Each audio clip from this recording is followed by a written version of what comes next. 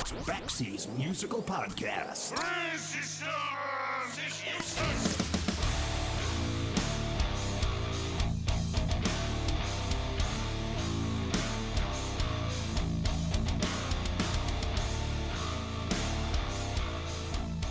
If you went through my record collection, you'd probably find a number of things where you'd say, what the hell is this? The fact is, my record collection is loaded with a bunch of stuff that comes from artists that are often difficult to describe and impossible to classify. I actually think that's a good thing, because sometimes in between the cracks of chart-topping blockbusters and total obscurity is where you find real flashes of innovation and genius. It's often where you find real trailblazers, the gifted and unique pioneers who don't just define genres, they bend them, or better yet, they create their own. And while many of the greatest artists in history were shunned and ignored and possibly ridiculed in their time, their influence, genius, and legacy often grow over the years through hindsight, reintroduction, and discovery. Today's guest is one of those people. Today I'll be talking to Jim Skafish, the leader of a band credited with single-handedly creating the punk, new wave, and avant-garde music scene in Chicago. The name of the band was Skafish, and if that name seems unfamiliar to you, it may be because that up until 2019, the music of Skafish had been long out of print and largely unavailable. Thankfully, that's changed, and what you have today is some of the most riveting and brilliant and pioneering music of its time. This was music that was being released just 2 months after the release of Patti Smith's first album in November of 1975, just weeks before the Ramones would be releasing their first single in February of 1976, and 9 full months before the Sex Pistols would release their first single in the UK. With very little context to create a punk music scene anywhere, Skafish was ahead of its time on many levels, because the music wasn't just about punk or new wave. What really separated Skafish from anybody else was the shocking nature of its content and presentation. Skafish was performing songs that tackled tough subject matter that was considered wildly controversial at the time. These were not love songs. Skafish tackled subjects like bullying, dysfunctional families, abuse, pedophilia, fat shaming, homophobia, gender identity, and the abuses of the Catholic Church. These conversations might not seem entirely shocking today, but in 1976, these were totally taboo topics that wouldn't become a part of any public dialogue or even open for discussion for another 25 years or longer. But that wasn't the only shocking part. Skafish was fearless in their public performances, based in part because of the often shocking and unapologetic presentation of these songs, oftentimes sparking riots, arrests, and acts of violence directed towards the band itself. And then there was Jim, whose imposing physical presence was both mystifying and often misunderstood. But Skafish was making a point, because the abuses depicted in the music were often autobiographical. Was it shocking? Yes. Was it controversial? Hell yes. But make no mistake, this was a band of highly skilled musicians tackling compositions written by a trained and disciplined genius who had come from an extensive background in classical and jazz piano. This is a band that toured the world with the Police, XTC, Iggy Pop, Cheap Trick, UB40, The English Beat, and many, many others. If you take one thing away from today's episode, let it be this. Skafish was to Chicago what the Ramones were to New York, and that is an indisputable fact. Even Miles Copeland, who signed Skafish to IRS Records, once said that Jim Skafish is a fucking genius. And he was right. Over the last several years, Skafish has been reissuing the music of the original band from 1976 to 1983, most of which has been out of print for more than 40 years, including the self-titled 1979 debut album Skafish and the incredible compilation What's This, 1976 through 1979, and the previously unreleased bootleg of Jim's 21st birthday performance called Bootleg 21 through 35. He's also about to reissue the long out-of-print second Skafish album, The Conversation. With it, he's also releasing a bunch of songs that were rejected by IRS Records for being too controversial, songs that have never been heard in any form ever. That set of music is set to be released later this year. This is a band that deserves every moment of your attention. If there was ever a time to rediscover and reassess a true pioneer way ahead of his time, dabbling in real brilliance, this is it. This is my conversation with the amazing Jim Skafish on Backseas Musical Podcast.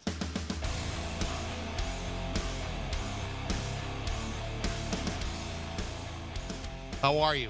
I'm doing great. How are you? I am very good. I'm so excited to talk to you. I have to, since I got my copy of the first album, I have Obsessions of You. So Wonderful. Wonderful. Great. And it's wonderful connecting. I am ready and thrilled and excited. I want to start off by saying I was a college student at Marquette University in Milwaukee back in the 80s, not too far away from the Chicago area. But I remember kind of specifically seeing a copy of the first Skafish record in the campus radio station. And the thing I remember most about it is not actually listening to the record, which I'm embarrassed to say, but what I do remember is there was this writing all over the cover of all the songs that the Jesuits at Marquette did not want us to play. It was probably all of them, right? It was, I think Disgracing the Family Name was the only one they wanted us to play, or the only one we could get away with. And when I hear the record now, I mean, I'm just struck by what a complex, groundbreaking, beautiful record it is. In fact, it's almost a shame it's taken decades for people to rediscover this album. It's absolutely phenomenal. Oh, geez, thank you so much. I appreciate that. I'm still really getting a big kick out of them censoring all the songs, right? You know, and of all things, like if they were going to let anything be on, it should have probably been maybe one time, Yeah, right? right. I mean, it's a lilting ballad sort of a thing, as opposed to disgracing the family name, where you're like tearing down generations of tradition, right? But no, but thank you very much for the comment on the record. I mean, when we did the record and leading up to it several years before, it was always about social commentary. You know, one of the strongest missions of the Skafish statement was social commentary and really trying to go musically where no one else had gone. I mean, it was really a very cognitive goal. It wasn't just that we sort of stumbled into this.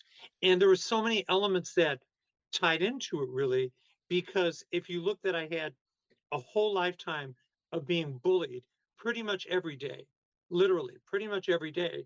So that factored in to being a social outcast and how that inspired so much of that viewpoint from being on the outside.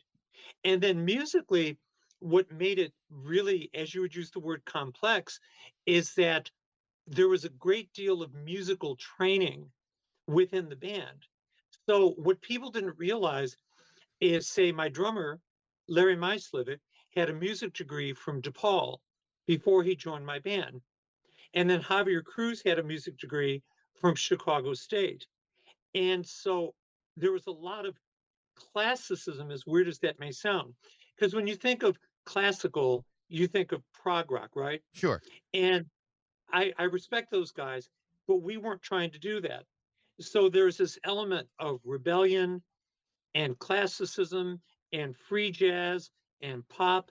And of course, when I started all of this way back in the 70s, the words punk had not yet really been so crystallized.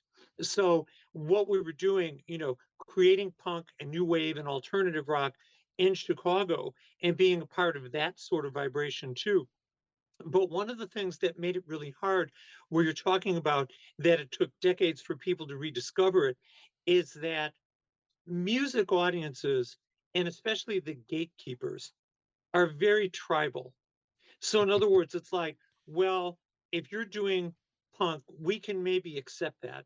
If you're doing, say, progressive jazz or 20th century avant garde, but it was all put together and in such a way that certain people really related to the rebellious side, and then they might have a hard time with a song that wasn't quite so, or the avant-garde side got certain people and other people didn't. So it was this really complex sort of a thing.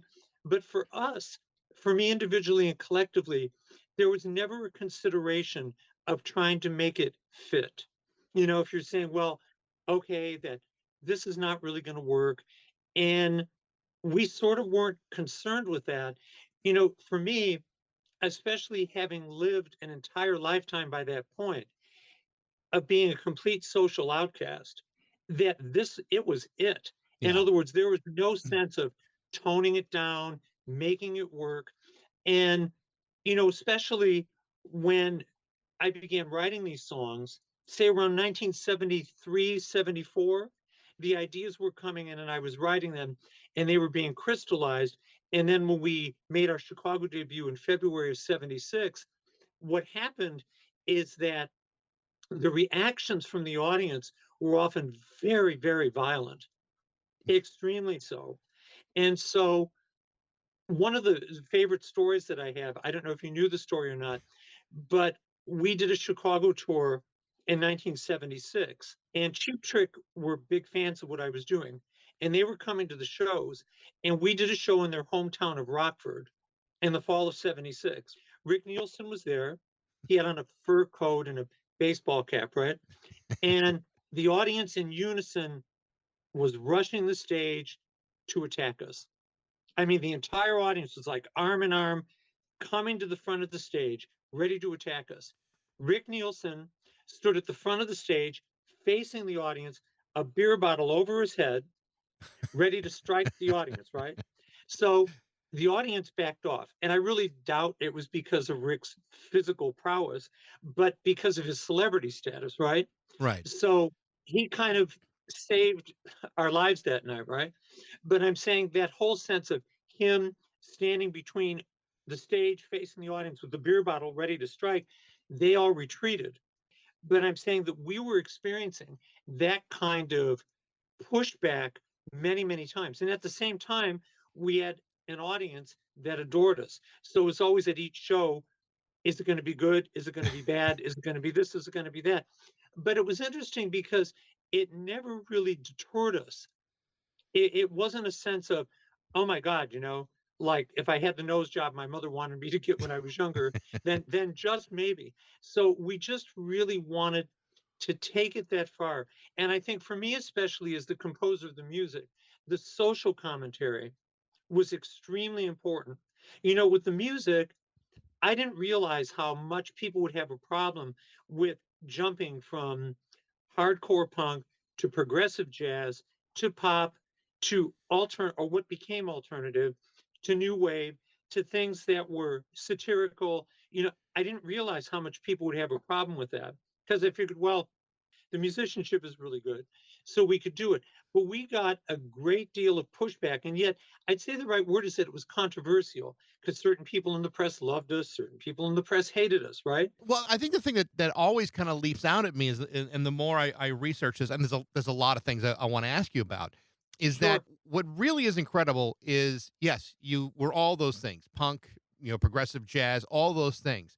But in 1974, 1976, there's no blueprint for you guys Right. to have followed. I mean, it's really remarkable when you think about, the Ramones hadn't released their first single yet. The Sex Pistols were months away. Do you think the only thing that really precedes you is maybe Patti Smith, and there's really not much comparison to that? So to have brought all of that musicality and the controversial nature of what you were trying to say, that had never ever been done, whether it was in Chicago or anywhere else. You can't necessarily point the finger and say, well, you got inspiration from this thing or that thing. This was something that no one had ever seen, including the reaction of some of the crowd.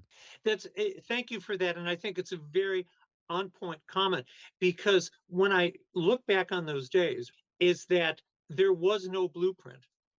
In other words, and the thing about it is that my sense of audacity, my sense of really not even considering anything but doing it. There was no sense of, well, I shouldn't, maybe I should do this, maybe I should do that.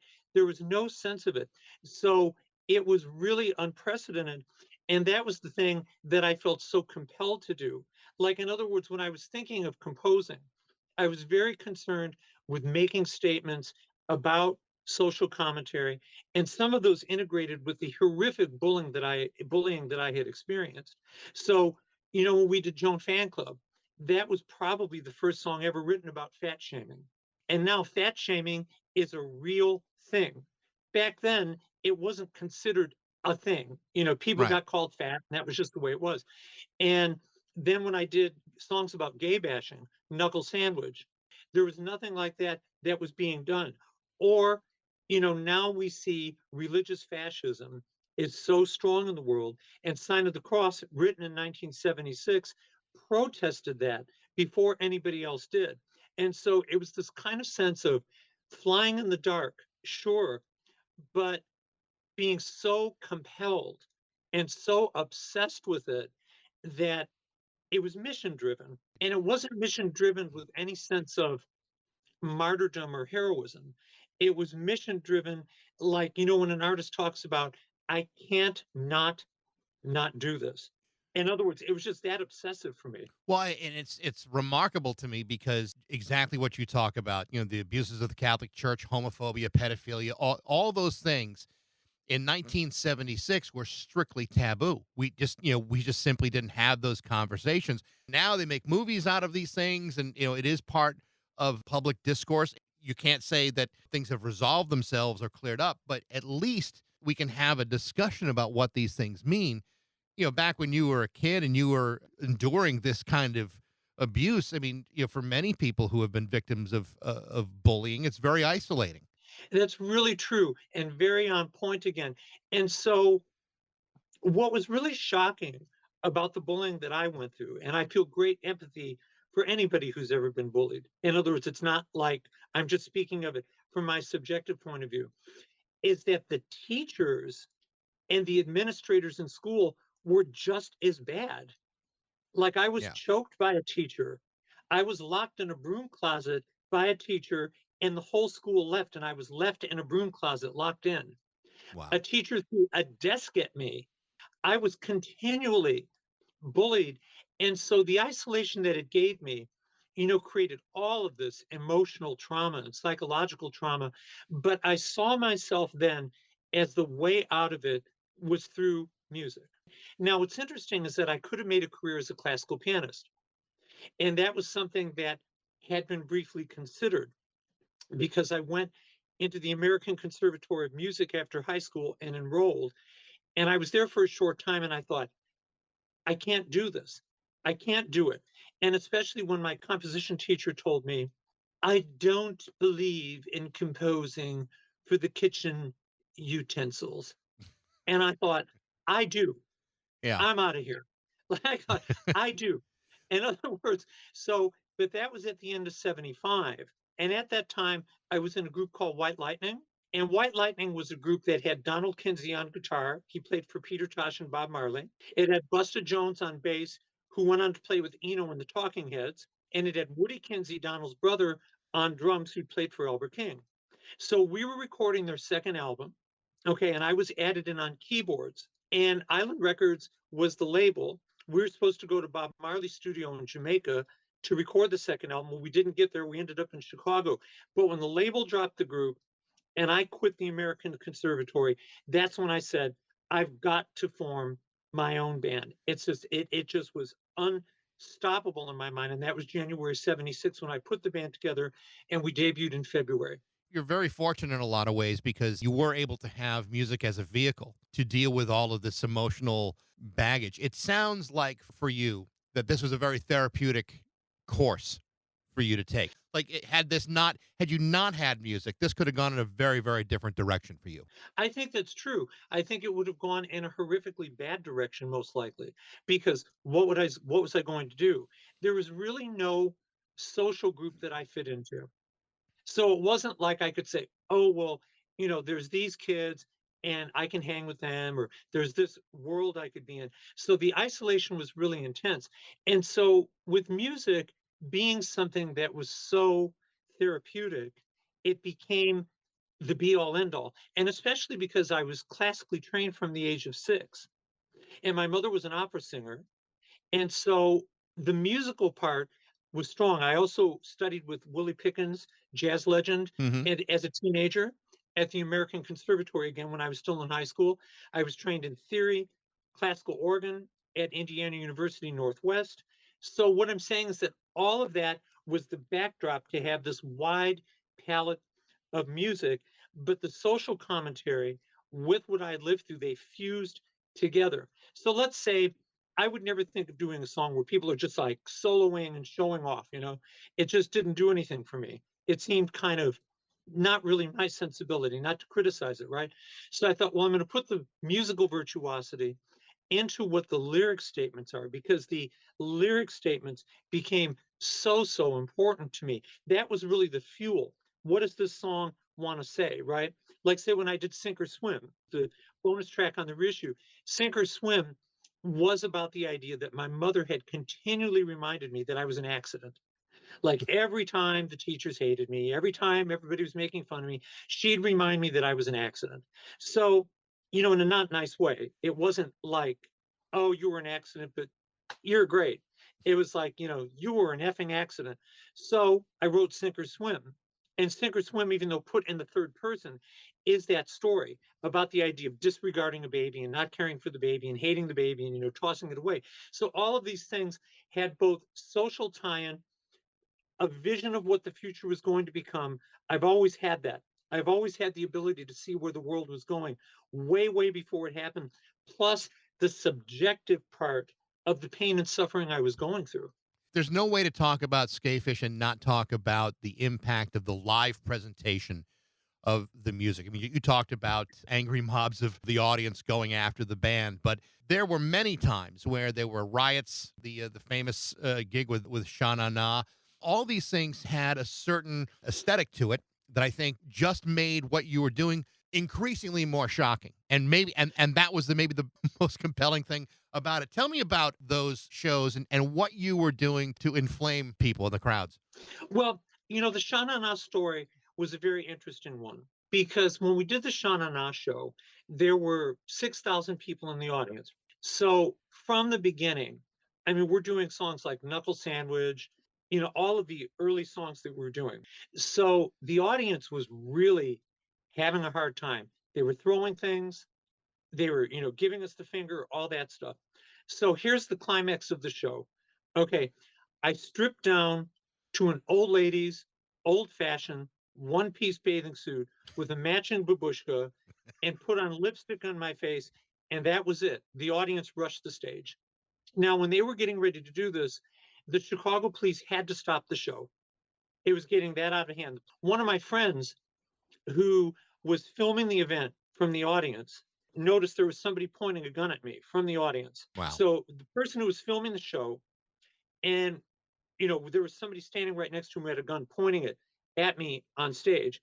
Right before that event could have happened of me being shot or shot at, the police stopped the show, and the police came on stage and stopped it. So with that kind of a show, it was, I guess you could say, it was like being in the middle of war, because for the way that we were, and it became a blueprint for the entire career, the show didn't stop. And I mean, not meaning it in some sort of vaudevillian way, but the show didn't stop. So we weren't really going to stop the show. It's like we weren't going to run off stage or try to talk to the audience or talk them down or whatever.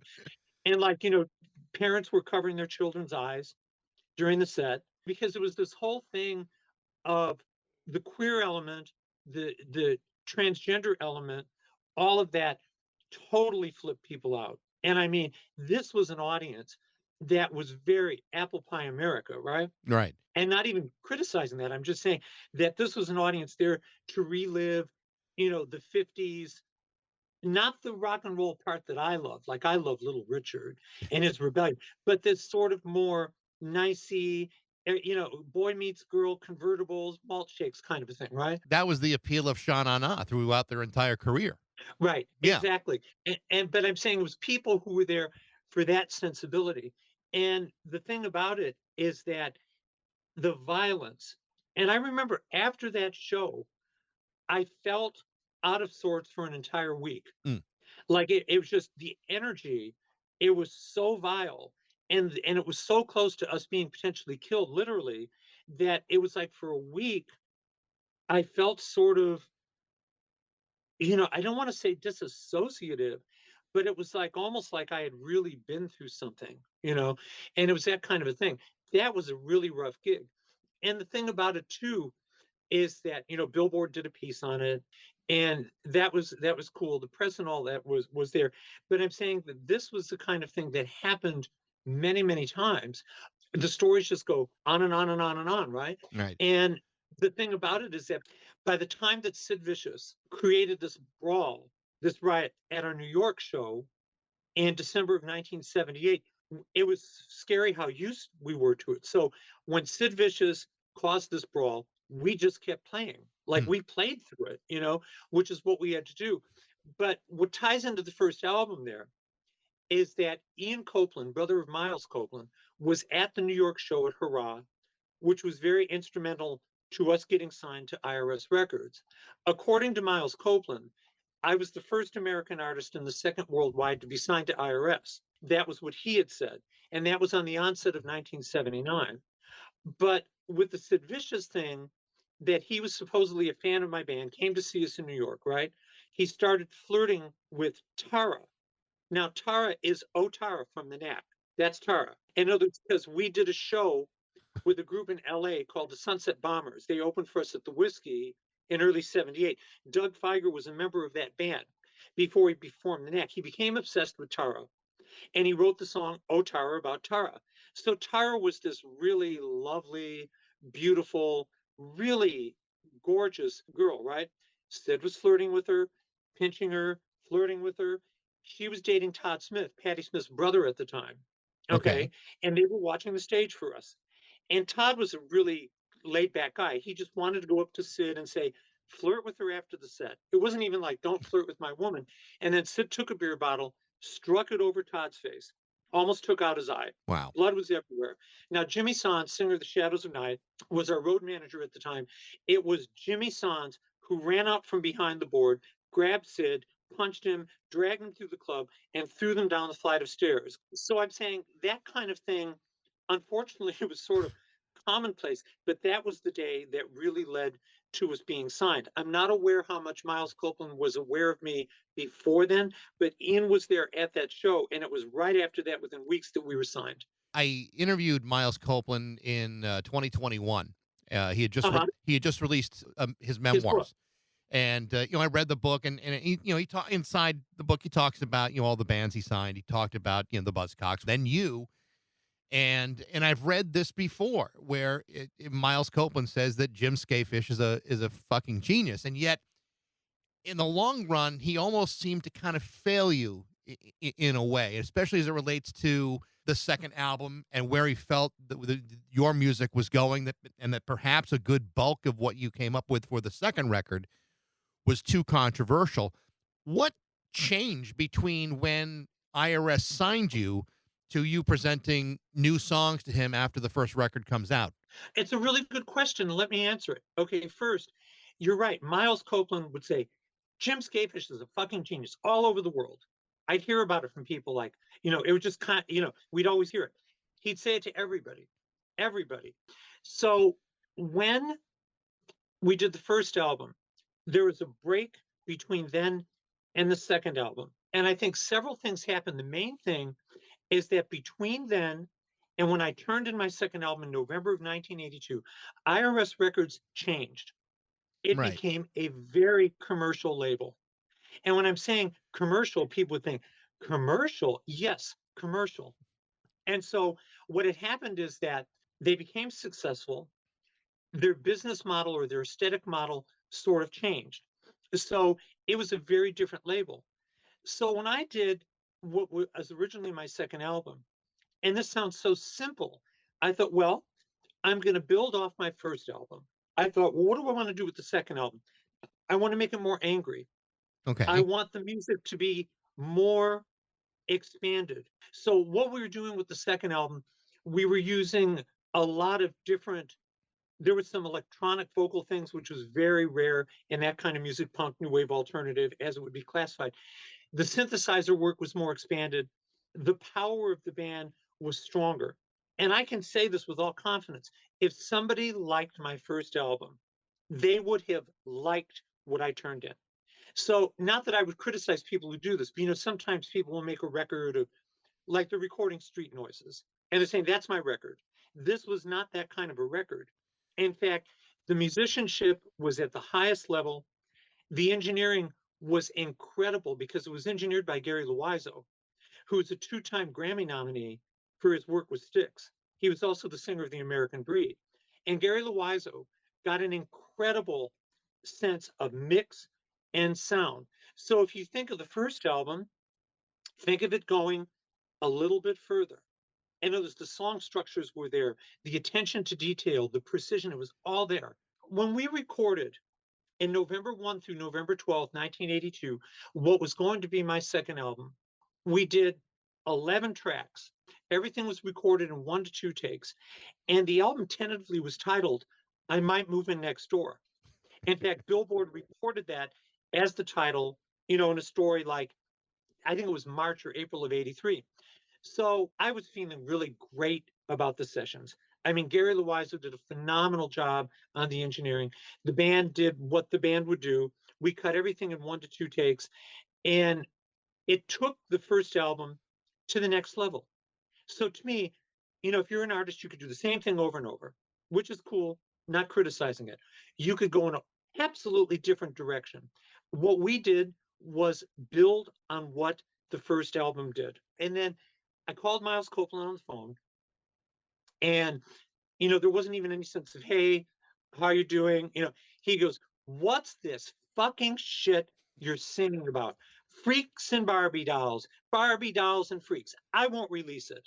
And I'm like, I mean, because I was used to being sort of the, the renegade rock performer, if you want to call it that. Like in England, would you let your daughter marry Jim Skafish? Meet the world's ugliest pop star, right? All this stuff. We're going to send him around to live next door to you. And so when he said that, it was devastating because that's your people. You know what I'm saying? I mean, it'd be like if your best friend suddenly threw you out of the car and you Yeah. don't know why, right? What in the hell did I do? So then what Miles Copeland said, and he was very abrupt with it, said you've got 3 options. 1, we scrap the project. 2, we release an EP of the songs that we, the label, consider acceptable. Or 3, we're going to take the songs that we consider acceptable, then you're going to have to record new songs. And that's what ended up happening. So there were 3 songs from the original session that IRS accepted. That was Wild Night Tonight, I Might Move In Next Door, and She's Taking Her Love Away. Those 3.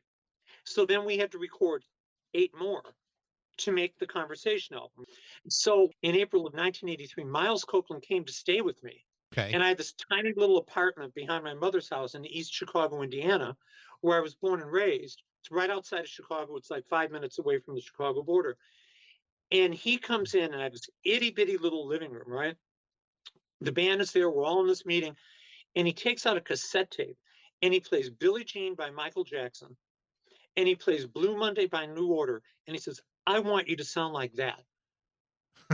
And I thought, no, Of course not. I just, of course not. I disregarded the suggestion, right? Right. But I'm saying he told us to do that. So we went in to cut the rest of the Conversation album, and there was no budget. So some of the songs were being learned as they were being recorded. And I know that's hard to grasp, but say Secret Lover, and I have it on the 24 track tapes, where Secret Lover, and I'm yelling out the chord changes to the band as it's being cut. And those chord changes are kind of complicated. So I'm going B flat sus4, C7 sus4. You know, it's like there's these odd changes. It's not just like A, D, Right. E, like basic rock changes. And the band cut it.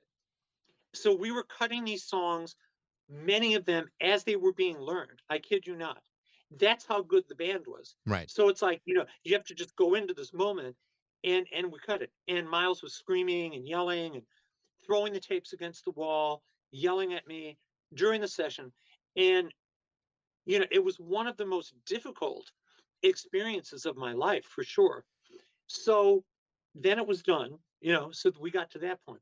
And I do want to say, backing up a little bit, I have a lot of love in my heart for Miles Copeland. I am grateful for what we shared. There was a lot of great things that happened through him. And then I guess you could say he turned on me. And I think what happened is that IRS changed. And I can't emphasize that enough. In other words, they became corporate, commercially driven. So it was a different label. It's amazing to me that a label that could have signed the Go-Go's or had REM for some of their most productive early years, bands that were making commercial inroads, that he couldn't have just seen maybe Skafish as somewhat of a lost leader and say, let's just release it as is and let an artist be what an artist is. He certainly had musicians in his family. He knew, I think that if he tried doing that with his brother Stuart would have picked up his drum seat and beat him over the head with it. I don't think that would ever have flown. Well, yeah, I mean, obviously, if he would have did that, the record would have came out, and it would have came out as it is. And I mean, the thing about that record is that I'm going to be releasing all of it. In other words, I have the rights to all of my music. I've secured the rights to the publishing, the master recordings, everything. So I'm free to release my entire catalog, which is what I'm doing. So we were talking about long before the LGBTQ movement. We did a song on the album, and it was the first one he heard, where it's called Let's Play Doctor, and it's talking about having a sex change, not knowing which gender I am, complete disorientation about male, female, sexuality. And it was a hard-hitting punk song, right? Yeah. And I mean, he heard it, that was it. That was the first one. So it leads off with, this. And I thought, we talked about the coming decline of the American dream, which I saw 40 years before it happened, which is where we're at now. We talked about pedophilia. We talked about all of these things.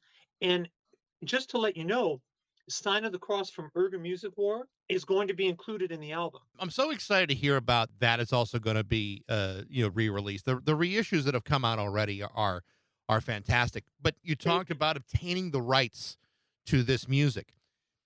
Considering that IRS never really allowed any, like the first album to be reissued or reprinted over the years and allow it to be largely out of print and out of circulation, the fact that you're able to go and get the rights to that music is pretty remarkable. And I know it's not just as simple as a couple of phone calls. It's a long process to get that back into your possession. What was that process like for you? Well, it started with the idea of me being naive on a business level.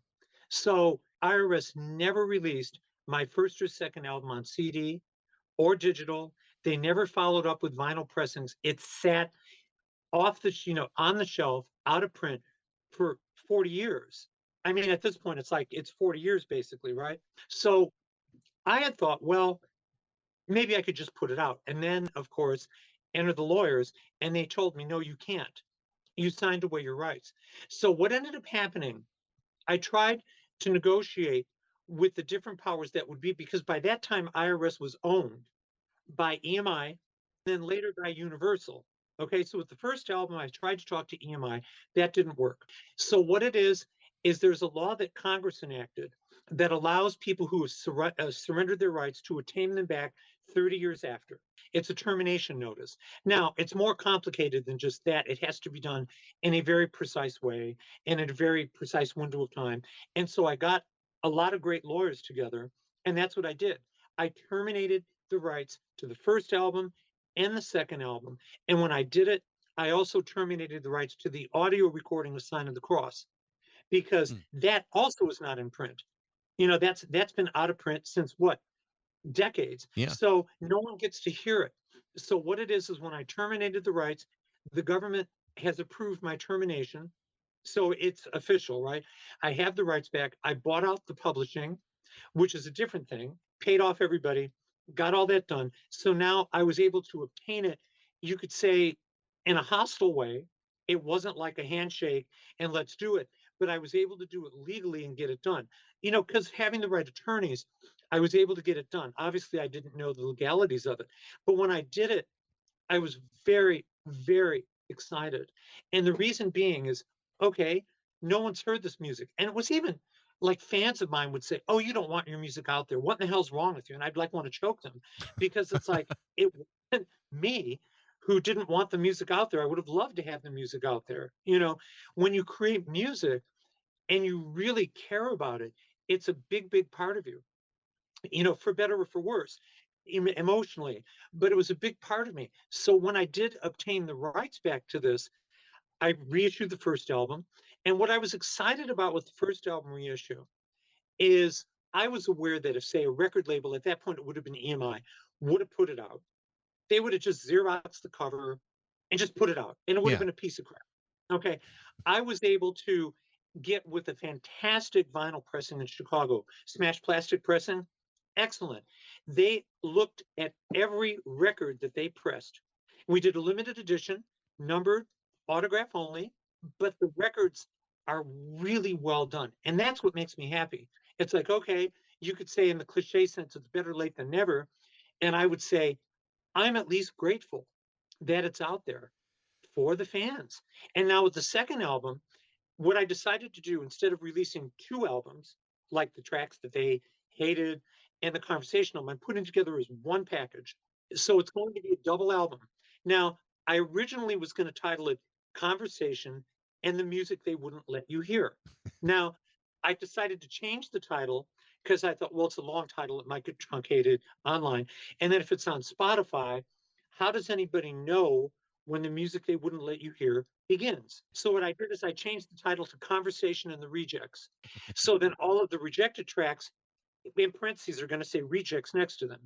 So you have Let's Play Doctor, rejects, Barbie Doll Dreamhouse, rejects, Executive Exhibitionist, rejects.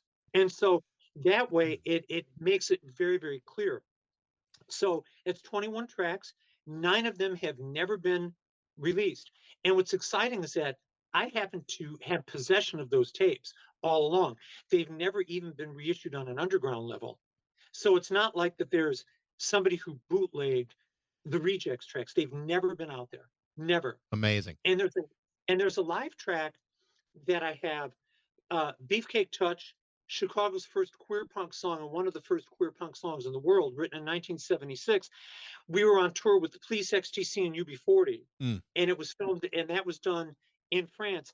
That track is going to be a bonus track with Sign of the Cross. So it's 21 tracks, 9 of which have never been heard before. You know, when I talk about the first one, because I can't wait for the conversation and the rechecks to come out. I can't wait for it. The thing that I find so interesting about the first album, and I know these songs were done in 1 or 2 takes at the time of the initial recording, but what is fascinating to me is that when you listen to it, the way it was reissued and remastered, all I can think of is this album sounds like it could have come out yesterday. And you can't say that about any other record that comes out in from music from 1976, 78, 79. All of that does have a certain level of wear and tear. This album did not. So I'm very anxious to hear what's on the horizon here, because if there's any comparison, it should be fantastic. Yeah, and let me say something about that too. That the second album, all of it, the rejects and conversation, it was cut like 1 or 2 takes on the fly. The first album was a little bit different because I was the sole producer.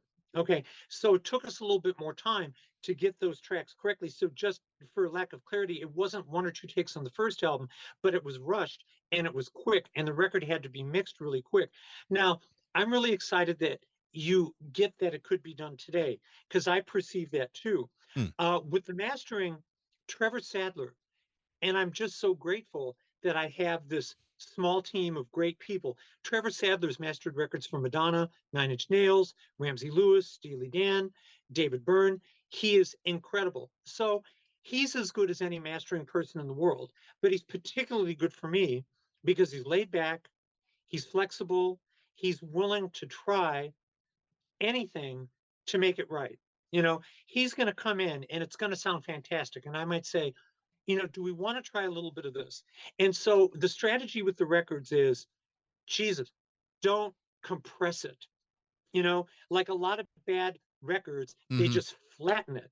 Like, okay, it's going to sound good on an iPod. And if you're in a restaurant having a beer, it's going to slam in your ears.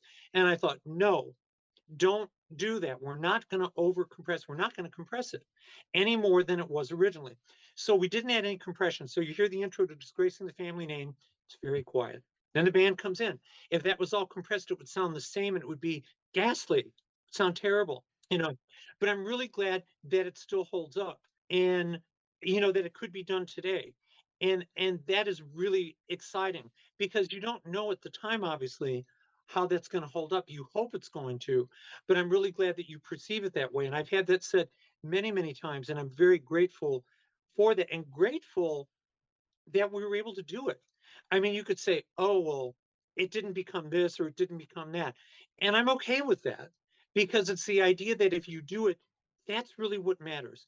In other words, the art is not compromised.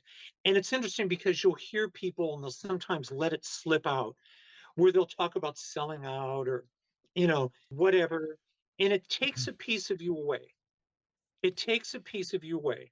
And I'm not saying this in any kind of a pristine or purist kind of a way. I'm saying, but if you're not authentic to who you are, the art will suffer. If you're worried about fitting a radio format, the art will suffer. And I mean, there's a difference between you write a song and the people who are with you say, well, the bridge could be a little better. Or say somebody's listening to it and they say, well, I don't know, the vocal sounds a little forced. That's different. That's trying to make the art really as good as it can be. But this whole thing of it's like playing politics, like selling out and like, well, got to do what you got to do, but you're going to be rich. I never did that. And I was never willing to do that. And that's probably the thing that bothered me the most about the Conversation album is because certain journalists accused me of selling out. But I don't see that, and I don't understand that argument at all. I mean, you're an artist and really a pioneer. If you go back and look at what Skafish meant to Chicago and to music in general, to me that music has been denied to people, and to me that's not you selling out. That's you finally getting the opportunity to share what you've done and say, here's what this was in this moment in Yeah. 1976 through Wait a minute. 79, wherever it was like to be able to share that, I think not only has an historical relevance, but I also think to be shut out and shut down for as long as Skafish had been because of this thing or that thing is really a shame because this, I mean, I hear this the first time I heard the record, I'm thinking this could have been a classic, monumental, extremely important record, but that was Mhm. denied to you. And I think that that's not about selling out. That's about you being true to your art. And I think there's a major difference between that argument and the reality of it. Yeah, and it's that when that statement was said against me, it's when Conversation came out because obviously the label had toned it down, right? Now, if there had been social media, I could have said, no, this is what happened. And so that's one of the things I'm really excited because I would say all you have to do is listen to a little bit less than 3 minutes of Let's Play Doctor. And I guarantee you, you will never say that I sold out on the Conversation record. It was the label who did it. And see, that's where there's a difference between reality and perception because IRS was perceived as this place for misfits and outsiders. And it wasn't. In the very beginning, just in the very beginning, when I was the first American artist, right behind the Buzzcocks, according to Miles Copeland, to be signed, and those first batch of artists, that's when it was that. After that, that was over. In other words, once the Go-Go's became successful, once Miles Copeland was not so much in charge because he was busy with the police and all this other stuff, it became a corporate label. And so it's like, well, it could maybe be a smidgen weird, not too much, just a little bit. Maybe it's a little indie, not too much. And I'm like, fuck that. I really wanted to change everything, and that passion is what drives it. And when you go through these kind of ups and downs, and I think, being an artist is a really tough gig, right? Right. It's a tough gig because you know what it is? It's maybe not fair to say this 100%, but if you're really going to be any good at it, you have to live and die with it. I mean, it's hard for me to imagine somebody saying, I think I'm just going to show up and play a little guitar. I think I'm just going to write a little tune. It's hard for me to imagine that. And so, obviously, what happened with the second album was really, really difficult. At the same point, I'm glad that I've kept it going. To whatever degree that I could have always put out records and performed, whether it's in my solo show, whatever I was doing, right? And so it's exciting to me to keep it going because in the end, that's what really matters. I'm really glad that I did not allow myself to implode. Like say after the second album, it could have been real easy to implode. Just like, okay, you didn't even put out the record that you hoped to. It's not doing well. The first album even did better, and I didn't implode. I kept it going. And I refused to give up on getting the rights back. And it took decades because even to get the rights back, there's a window that you have to do it. It's not like you could just say it was released yesterday. It's around a 35-year window. And I'm not exactly sure. I think it's 2 years before or 2 years after you've got a window to do it. Please don't quote me on that. But it was the idea that by the time that came around, I got the rights back. And like I said, because I have Trevor Sadler did a great job with the first album remastering it. And it was really, really good. And I said, look, we're not going to reinvent the wheel here. It stands as it is, but we can improve the fidelity somewhat. And that's the operative phrase, somewhat. Forget the compression where everything sounds like super loud and ugly. Forget the idea of trying to make it sound like this or that. It doesn't matter what's selling right now. It's not a hip hop record, right? It's not a pop record. So we made the fidelity better, but still being true to the original. And that was kind of always my vision for the first album and the second album. And when you hear the second album, the fidelity is incredible. And especially because the engineering, the mix, and what's interesting, Javier Cruz, my keyboard player at the time, and he transitioned into Spirit in April of 2020. The Rejects were his favorite songs we ever did. They were his favorite songs. He loved them. So those are coming out. And it's funny because how could I quote Miles Copeland verbatim? Because everybody in my band used to repeat it.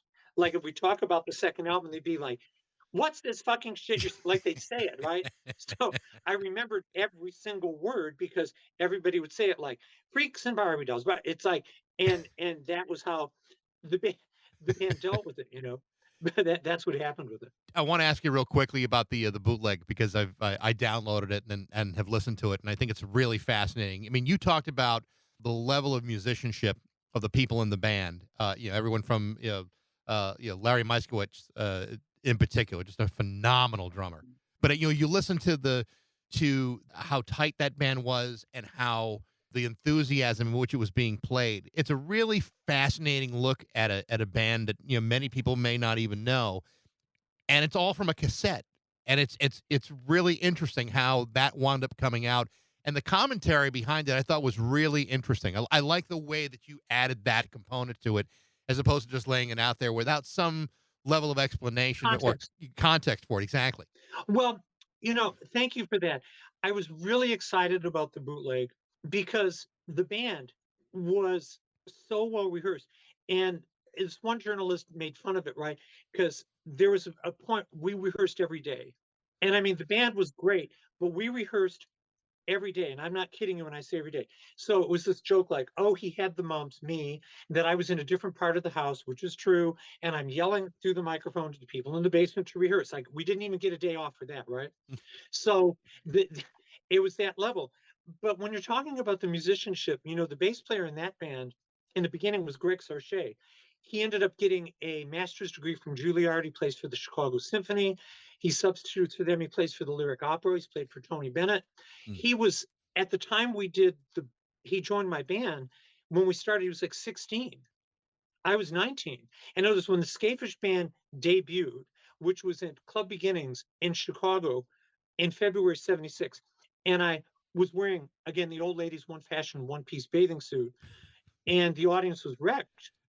They were wrecked. And one journalist in Chicago said that was the first time he almost got killed, right? And so Greg, phenomenal bass player, my Slivik, went on to play with Iggy Pop, considered by people in rock music to be one of the greatest.